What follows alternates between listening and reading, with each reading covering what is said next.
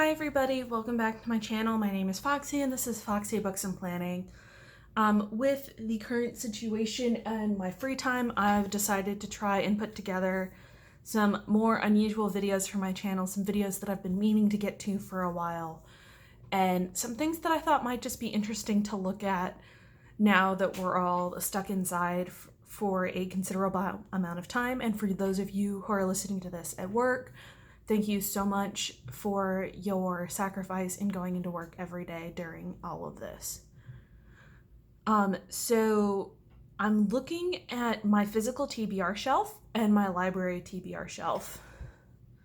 And the idea with this is I want to have a real discussion about how many books I have on my TBR shelf, how many books I have on loan / will have on loan from my library, and if it's feasible to keep these books on my TBR shelf in the long term if I have a bunch of books that are going to come ahead of any of these books. So the first part of this is going to be looking at my physical books, and then the second part I'm going to do a screen record of my Libby app so we can look at what I have on loan and hold from the library. And then at the end, I'm going to come back and do kind of a summary of, is it really feasible for me to have all these books on my shelf? If I'm going to pull some off my shelf, what am I going to pull? And kind of have a discussion about the amount of reading and being overly ambitious and trying to temper one's expectations. So I'm going to start with the physical TBR, like I said, and I'm going to start with the books that are staying on the TBR regardless of what happens, because they are part of a reading challenge I set myself a number of years ago. And that reading challenge, which I've talked about in a lot of videos, is to complete reading all of the books on NPR's list of 101 or 100 greatest science fiction and fantasy novels. I set this challenge for myself about 3, maybe 4 years ago, probably 4 years ago at this point. And it's been slow going. There are a lot of large books. There are a lot of books that are difficult to find and get a hold of. One of them I know I'm going to have to kind of pirate because it's not in print anymore and nobody has copies of it because it was only in one printing. And I need to find the EPUB and download it. And I think I might have it on one of my devices, but I'm not certain. And so the books here are the ones that I've only been able to find physical copies of. Some of them recently I've been able to find from my library as ebooks, but at the same time I've already got them as physical books, so I need to read them as physical books. And the first book in that category is The Eye of the World by Robert Jordan. This is book 1 of Wheel of Time. There are a lot of series on the NPR list, and when I made it, I consulted with one of my friends who's also a big science fiction and fantasy reader about if he thought I should just try and read the first book in every series or try and read all of the series encompassed in this. And looking at just the top 10 or 15, it was like Game of Thrones, The Wheel of Time, all of Discworld, and that would take me a lifetime to read all of those books. So I've only limited myself to the first book in each series. And so this one is Eye of the World. I've heard a lot of good things about it. It is really, really long and it is really small print, but I'm hoping I will enjoy it as a book.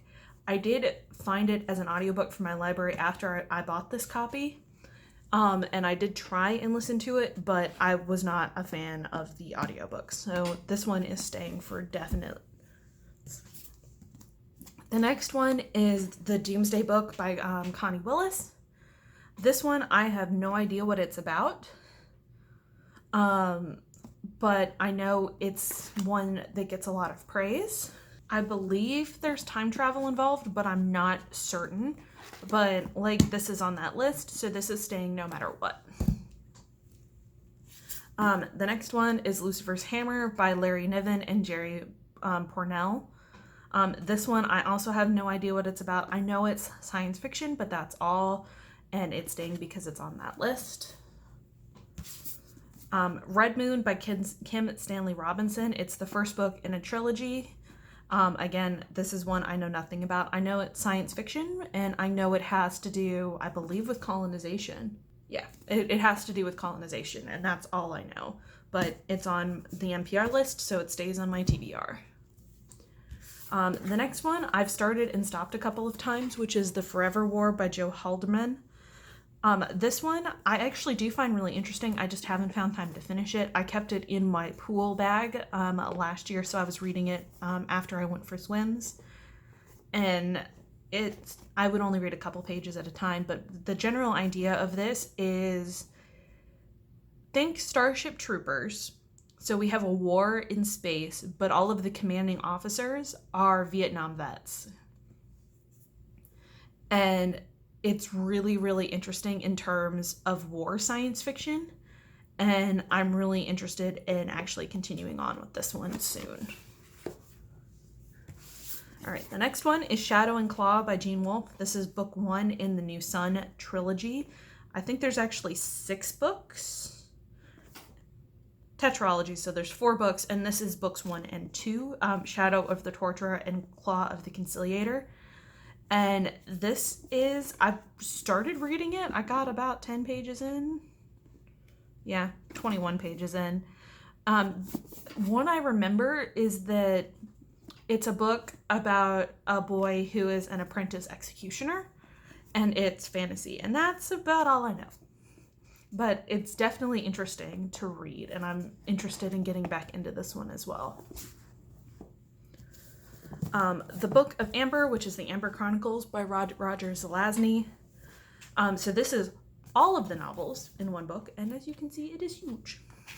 It is longer than all of Lord of the Rings put together. It's almost as long as one of the words are escaping me, Stormlight Archives books is. This one is another one I know very little about, but I am hoping to get back into this one. I'm a little intimidated by how big it is, but I'm hoping I will enjoy this. I did read the first chapter last year when I was filming a video that never got made, and it's weird, but I haven't read enough to decide if it's a good weird or a bad weird. All right, and the last book in the NPR required TBR list, pardon me while I just clear off some area on my table, is Kushiel's Dart by Jacqueline Carey. This is the first book in a series, if I remember correctly. And it is yes, it's the first book in at least a trilogy. And this one is by Jacqueline Carey. I know it's fantasy. I know it has to do with angels, and other than that, I know absolutely nothing. And it's one of these bigger paperbacks, or as Emily Fox would call them, the floppy paperbacks. And I'm definitely intrigued, but I'm also worried because this is one that I've seen in like every library, every bookstore, every time I go and look in the science fiction and fantasy section. And I've always been kind of nervous to read it, but I'm gonna have to read it eventually, so let's hope it's sooner rather than later. All right, now for all the other books on my physical TBR shelf. We have Renegades by Marissa Meyer. This is the first book in a trilogy that's about superheroes in the future, if I remember correctly. Yes, it's basically, it's a retelling of X-Men is what I remember it being pitched as. And I did enjoy most of the Lunar Chronicles by Marissa Meyer. That's like Cinder and Red and Winter and whatnot. I did not particularly care for the last book in the Lunar Chronicles, but I'm hoping that this is more of a return to form for her. And this one I want to keep on my TBR shelf because I really do want to read it. I just don't know when I'm going to get to it.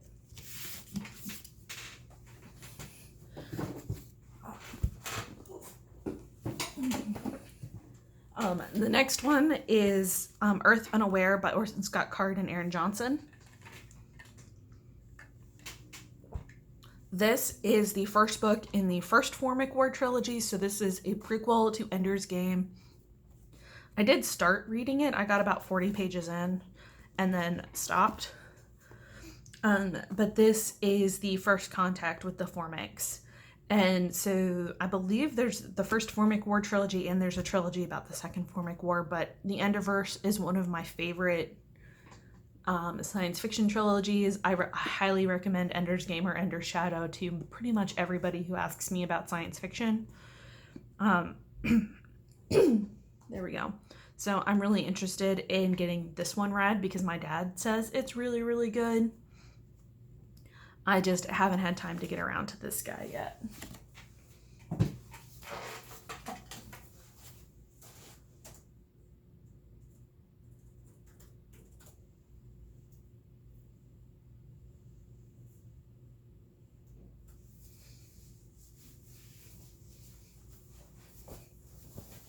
Alright, the next one is Ink and Bone by Rachel Crane. I know this one is part of a series called the Great Library series, but other than that, I know almost nothing about it.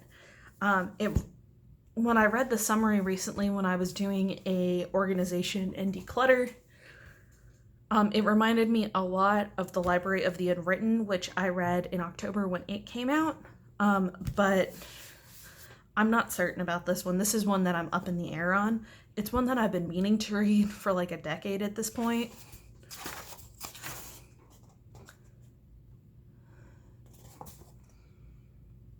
Not quite a decade, but I've been meaning to read it for about as long as it's been out. I haven't gotten around to it, but it is one that I've been interested in for a very, very long time. The next one is Spectacle, which is by Jody Lynn Zdruk. This is a young adult novel about magicians and magic in Paris in the Victorian age. It is an autographed copy that I got at Quail Ridge Books, which is a local independent bookseller. This one I was really interested in. And like, I haven't even read it at all. And knowing me, it would be a really nice quick read. So I might keep this one on my TBR for a while longer as it kind of a quick light read. Sorry about all the reaching and stuff. I'm trying to declutter my little work area a little bit. But if you are in the Raleigh area, I highly recommend you check out Quail Ridge Books. They are awesome. And that is that one. The next one is The Hanged Man by P.N. Elrod. This is the first book in a series. And basically all I know is that our main character is able to speak to the dead, and a hanged man tells her that he has been murdered, and so then she goes off to discover who his murderer is. And it's set in the Victorian age, if I remember correctly. Yeah, 1879. A forensic psychic reader, there we go. And it's from what I've gathered from reading the sleeve a couple of times, is that it's going to be kind of Sherlock-y, but kind of supernatural, but kind of speculative historical fiction. And it's something I was interested to read, but at this point, I'm not certain when I'm going to get to it in terms of all of my books. But it could be a nice short read in between some of the longer, heavier books. All right, my next one is Big Little Lies by Liane Moriarty. I'm sure most people know what this one is about. They did do an HBO series that has 2 seasons based on this book. I did also read the first chapter last year when I was working on a video that never got made. And I'm interested to read it, but I'm hesitant because I did like the series, and I know the series and the book are very different. And I'm wondering how much comparison I'm going to make between the two. But it could be a good book to keep on my TBR, but it might just go on my shelf to read eventually. The next one is The Sentence is Death by Anthony Horowitz. This is book 2 in his, I don't know what to call this series. What do we call this series? Do we call it at all? But this is a sequel to The Word is Murder, which I read last year and loved. So this one is definitely staying on because I'm super excited to read this. I just needed a break from mystery thrillers for a while. So this one's definitely staying, and I'm really, really, really excited to read this when I do have a chance. All right, next is a biography of Alfred Hitchcock. This is Alfred Hitchcock, A Life in Darkness and Light by Patrick McGillian. He's also written biographies of Fritz Lang and George Cukor, which is a pretty astounding achievement. This one's been on my TBR for a while. I've never gotten around to it, and biographies are really hard for me to push myself to pick up. But Alfred Hitchcock is he is my favorite filmmaker of all time. And I probably should keep this on my TBR to make me read it at some point, but most likely what's going to happen is this is going to go on my shelf for reading at a later date. But that is that one.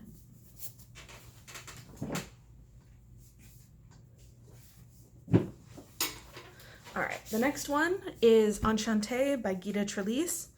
This is a young adult book about a girl magician during the French Revolution, except her magic is real.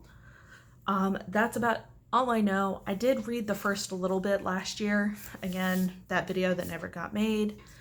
I'm not quite certain if this is going to stay on my TBR shelf or if this is just going to get put away for some other time. It also might just get given away entirely. This one is one that's definitely up in the air, and I might reread a little bit to see how I feel about it. The next one is The Gilded Wolves by Roshani Kokshi. Excuse me if I've mutilated that. Another young adult book. I know almost nothing about this. I know it's set in the Victorian age during the Universal Exposition, but other than that, I know nothing.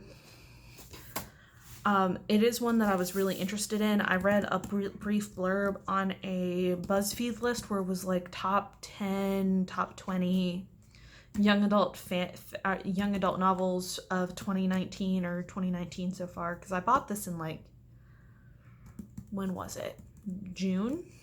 May or June of last year. I bought Enchantée at the same time for the same reason.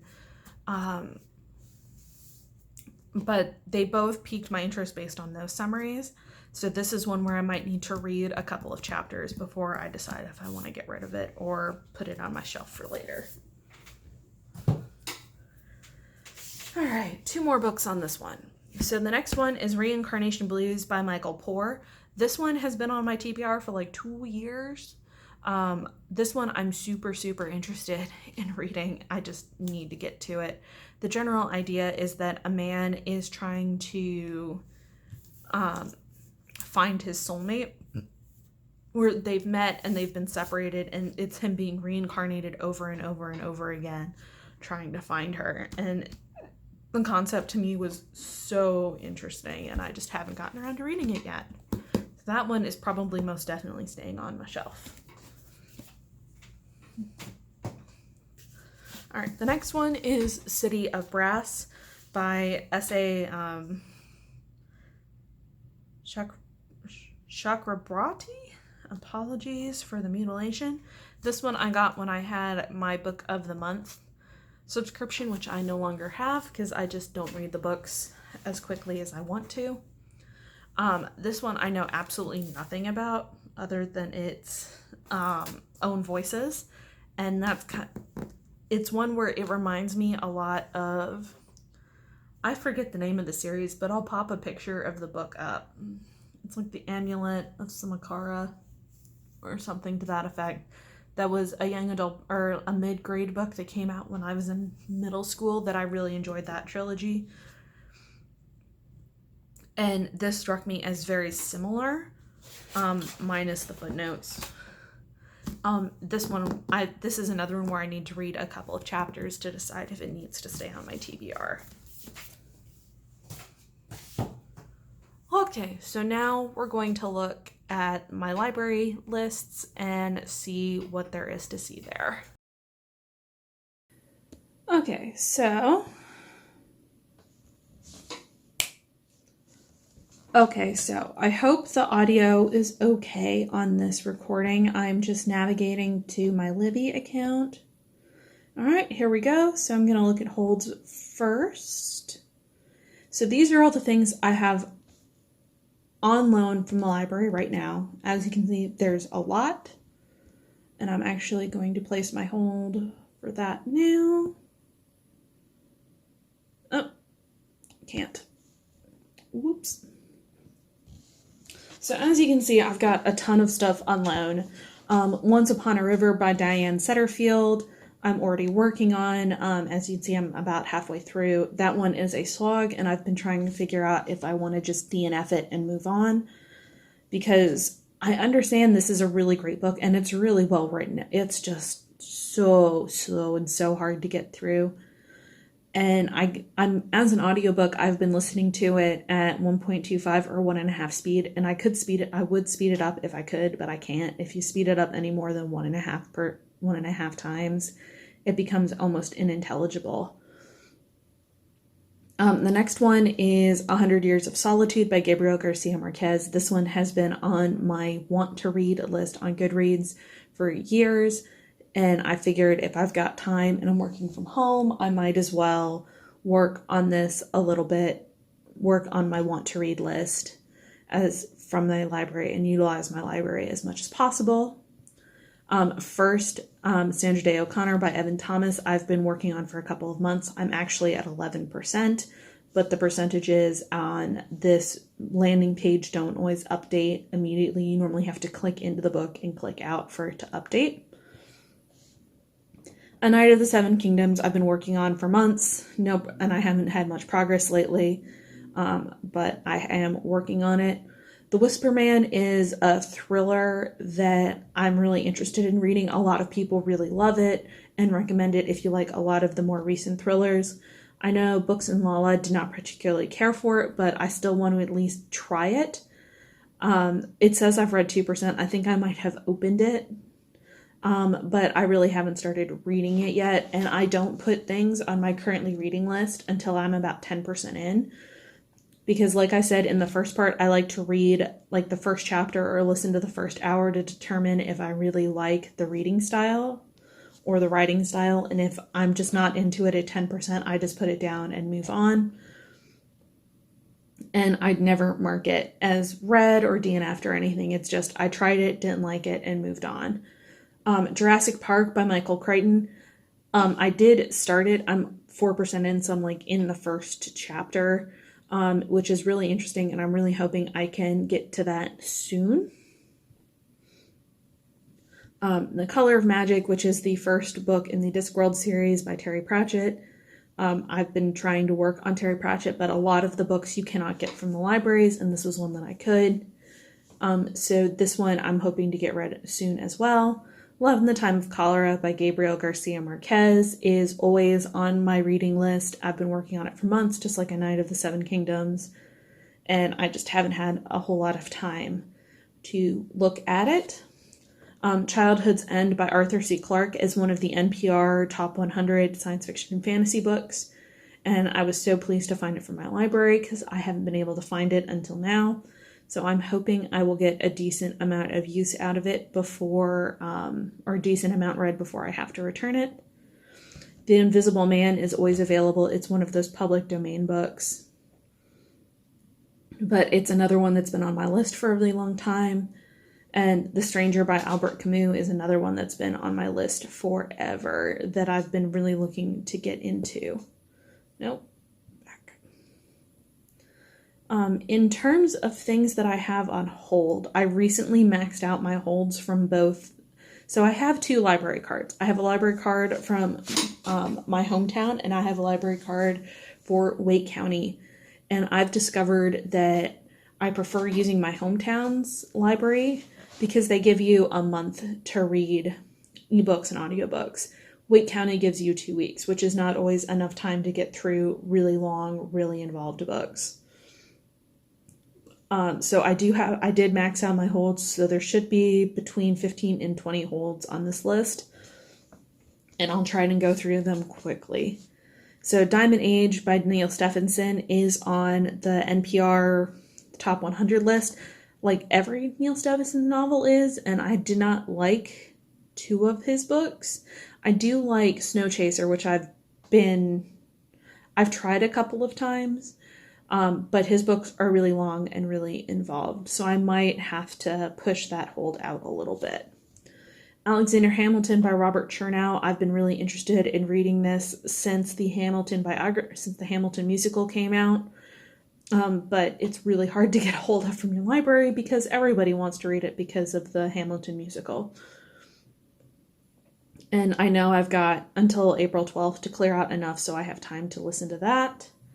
Say Nothing, The True Story of Murder and Memory in Northern Ireland by Patrick Radden Keefe. This is one that I was working on for a Goodreads challenge that I set myself. I haven't started it yet, but I'm hopefully going to get to it when it comes available on the 8th. If it's available after the 8th. So the way these work is it's like, if it's available, they'll be like, it's available, do you want to borrow it? And you can say no and push it out. But if somebody comes in front of you, you might not get it until later. So I've set it the Chernow after the 12th and the Keefe after the 8th. Catcher in the Rye by Salinger is a classic that I've been meaning to read forever. And hopefully I'll be able to bust through that one. The Water Dancer by Ta-Nehisi Coates. This one is really well received and really well reviewed. So I'm hoping in the 2 weeks puts me at, God, do I even want to think about it?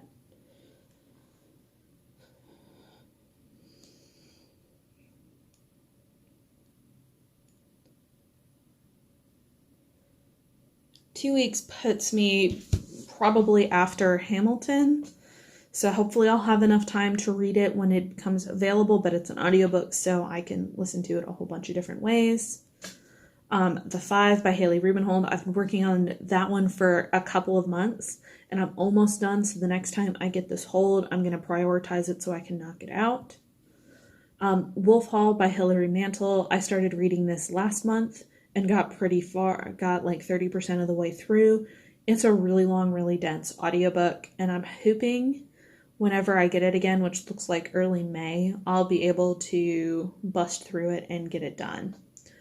The British are coming, The War for America at Lexington to Princeton, which is the first 2 years, goes along with The Five and Say Nothing as part of that Goodreads challenge, because I'm trying to get through all of the history and biographies that were nominated for the Goodreads Choice Award for 2019 to kind of be able to say, I've read the whole nominee pool. What do I think should have won and what did win, and do I agree with the picks or disagree? I started this one, I think I got like an hour in, and then I had to return the audiobook, so I don't really have a good way to describe this or say whether or not I'm actually going to be able to finish it. Foundation by Asimov. I read this as a kid, and I decided I wanted to reread it to make sure I remembered so I could read Second Foundation and Foundation and Empire, which are the other 2 books in that trilogy. And Asimov is one of my favorite writers, so I'm really excited to get this one back. It shouldn't take me too long. It's like a 300-page book, so the audiobook should be fairly short and easy to get through. One Flew Over the Cuckoo's Nest is a classic that I've been meaning to read for a really long time, and we'll see what happens when it comes available. The Sparrow. Why do I have The Sparrow? I'm not quite certain why this one is here. I will have to take a look back at my Goodreads list to see why The Sparrow is on there, and I'll probably leave myself a sarcastic note about why this was here and whether or not I should get this, take this off my list is what I mean. So that one might come off. Grapes of Wrath is a classic that I've never read and have been meaning to. Family Upstairs, I was reading this just a couple days ago. It was in my March reading wrap up, I was like 50% of the way through. Actually, I think I was 30% of the way through in that one, but I'm 50-ish% of the way, a little over. So whenever this comes back, I'm definitely going to finish it. East of Eden is a classic that I've been meaning to read forever. The Toll by Neal Shusterman is the last book in the Arc of Scythe trilogy that I just finished book 2, which is Thunderhead, and I'm really, really jazzed to get this one. So this one will get prioritized when it becomes available. A Tree Grows in Brooklyn is a classic that I've never read. I don't even know what it's about, but hopefully when it comes available, I'll be able to bust through it. And The Man in the High Castle, which is an alternate history novel by Philip K. Dick, is one of those ones that it has an Amazon show that that adapted it, which I think is also called Man in the High Castle. But what am I trying to say? What I'm trying to say is I've never read it. I've read a couple of other Philip K. Dick things, but I'm interested to see if I appreciate this as much as I appreciate Do Androids Dream of Electric Sheep. So that is everything from the library. There's a lot from the library, and I went through it real quick. So just to give you guys an idea, the way I prioritize my reading from the library is I prioritize based on due date. So whatever is most currently coming up is something I will try and get through as quickly as possible. So like Once Upon a River, I've been busting through the last couple of days. And by last couple of days, I mean like the last day. I've made a ridiculous amount of progress. But like I said at the beginning of this, I'm debating DNFing it because I just can't take the pace that the story goes at. And then I'm also working on First, Sandra Day O'Connor as well, because it is the next one that's coming up, and I've had it on my reading list or on my currently reading for a while, and I want to get it done. And then when those two are done or go back to the library, it'll be 100 Years of Solitude and probably Whisper Man. I might try and get some more progress on A Night of the Seven Kingdoms because I haven't made any progress on that in the last couple of months. But we'll see. So with that, we're going to turn off the screen recording and go back to me just giving some thoughts and if I'm going to pull any books off of my TBR. Okay, so I've taken a couple of minutes and made some quick decisions about what's going to stay on my TBR list and what's going to be either moved out to a later date of priority or just pushed aside entirely until I have some free breathing room in my reading. So I'm gonna walk through my loans first as or my library stuff first because I just quickly went through and did those. I'm going to see how far I can get in Once Upon a River today. After that, if I get another 25% of the way, because I've got about 7 hours left, and 7 hours of audiobook is at 1.5 speed.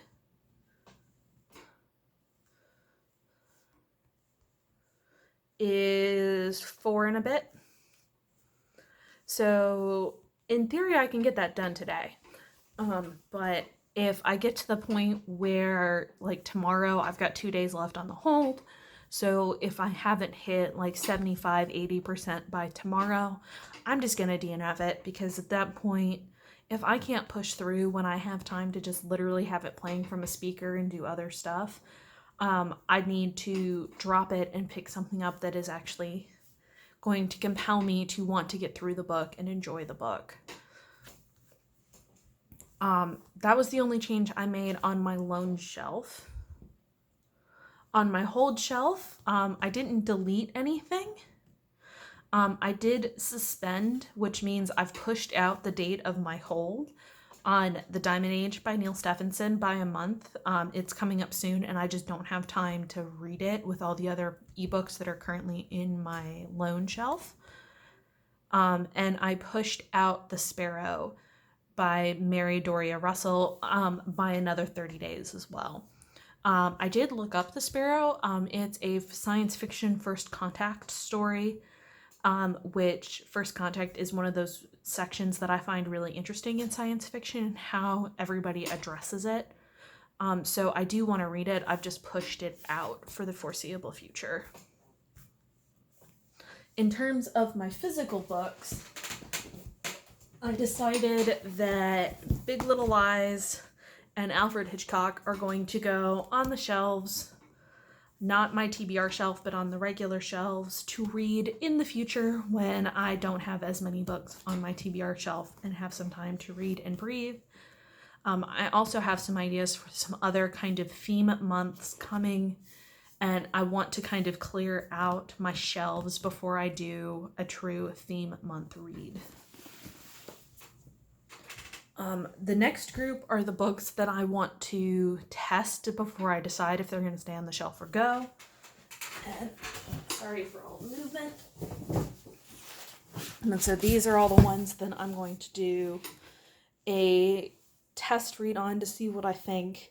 Ink and Bone by Rachel Caine, The Hanged Man, Spectacle, City of Brass, Gilded Wolves, Enchante, and Renegades. So there, I'm going to try and read either the first 50 pages or the first chapter, whichever is longer, and decide if I want to read them or set them aside for a later date or just declutter them. And if I declutter them, they will either go to the library when the library reopens, or I will sell them so that they can be sold to other people who will enjoy them. And then last but not least,